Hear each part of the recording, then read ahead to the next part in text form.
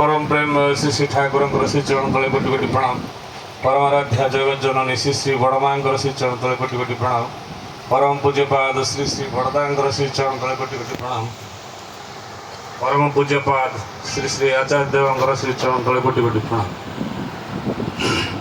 पवित्र यह मध्याह्न सत्संग परिचालक ऋतिक देवता इष्ट प्राण गुरु भ्रता मंडली स्नेहमयी मातृमंडली छोट छोट पिला माने ग्रामर समस्त साधु सज्जन मंडली समस्त मोर हरिवास प्रीतिपूर्ण राय एवं जय गुरु प्रणाम निवेदन करे। सत्संगर उद्देश्य आपण माने समस्त जानले जे उद्देश्य रे हमर ये सत्संगर आहुत होइछि कुश भाई अंजना माँ ये जो सत्संग प्रदान करिसेंती उद्देश्य आपण माने समस्त अवगत हेले। ये जाजन प्रक्रिया रे आ किछि नाही। ये जो भजन कीर्तन कोरस हला आउ शेष कीर्तन जो प्रमोद भाई आमर कले से सी आपण ये जो सत्संगर उद्देश्य विषय जाजन करदेले कीर्तन माध्यम परे उद्देश्य आमर भाई जो तार घन भाई प्रारंभिक सूचना देले खूब सुंदर भाव तार इतिवृत्ति वर्णना कले मुरी कथा को कथा स्वर मिसाई मुझे परम पिता निकट में प्रार्थना जनाए से जो विधेय आत्मा तांकर सद्गति हो आज ये जो पुत्र और पुत्रवधू ये जो सत्संग प्रदान कर ये सत्संगर फल प्राप्ति हो तो जेकोसी जगार था ना कहीं ये सत्संगर फल प्राप्ति हो से जो जगार अच्छा से ये सत्संग को उपभोग करंतु। यह मोर परम पिता निकट प्रार्थना तथा उपस्थित ये समस्त सर्वविध मंगल कामना करी मु परम पिता निकट प्रार्थना जनाए। सत्संग हूँ एक महान जिनस या आम पुराण शास्त्र अच्छी जो कथा प्रमोद भाई कीर्तन रे गाउथिले सत्संगर फल कौन अनुभवी ही ता जानीपे। तेणु से आम सत्संगी माने जे कौन सी कार्य कले परम पिता सद्गुरु को आह्वान करी तांकरे गुण कीर्तन करिथाउ।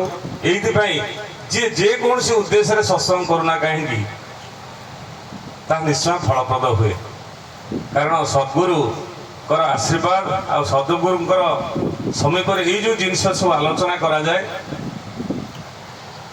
यह ही आमर जो धर्मीय चिंता आम जो हिंदू धर्म आज बुद्धिस्ट मैंने जो विधान देते आमको ताही पालन ये गोटे परिपंथा।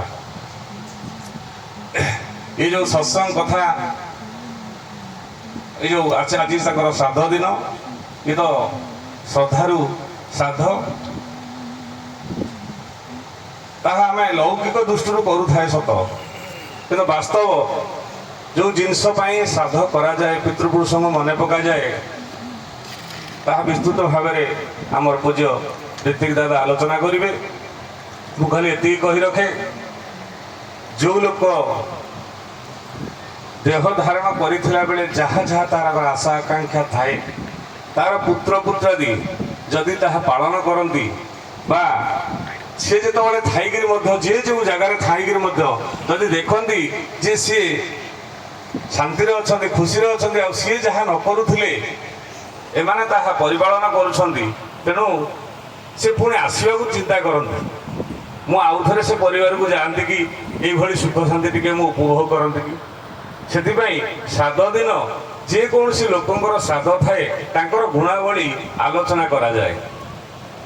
बंधु बांधव को डकाई भूरी भोजन दि जाए साई पड़िशा ज्ञाति कुटुंब को डकाई भूरी भोजन दि जाए कहीं दि जाए ना से खाइबा समय जमी आम आचार्य देव बर्तमान कहते समस्ते एकाठी बसिक खाओ खाइला बेले कौन हुए ना विभिन्न कथा आलोचना हुए समस्ते एकाठी केबे हो पारती तो से जो जगह बसिक जो भूरी भोजन व्यवस्था जो थाए से लोकर गुणावली चर्चा करा जाए आ से जिनसटी परिवार भितर संक्रमित हुए से गुणावली ଚିନ୍ତା କରନ୍ତି ଆଉ ସେଇ ଚିନ୍ତା ଚେତନା ଭିତରେ ତାଙ୍କ ପରିବାରକୁ ତାଙ୍କୁ ଆସିବାକୁ ସୁବିଧା ହୁଏ।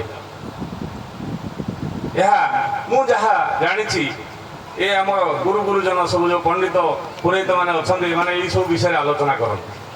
ମୁଁ ଆଉ ବିଶେଷ ସମୟ ଦେଉ ନାହିଁ, ସମୟ ଅତିକ୍ରାନ୍ତ। ଦାଦା କହିଛନ୍ତି ଗୋଟିଏ ପଦ କୀର୍ତ୍ତନ କରିବା ପାଇଁ, ମୁଁ କୀର୍ତ୍ତନ ପଦେ କରି ମୋର ବକ୍ତବ୍ୟ ସାଙ୍ଗ କରିବି।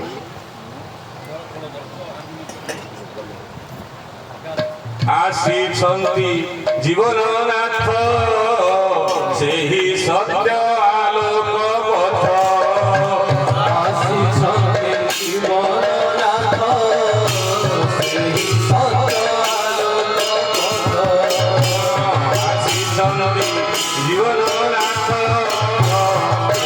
ସତ୍ୟ ଆଲୋକ ପଥ।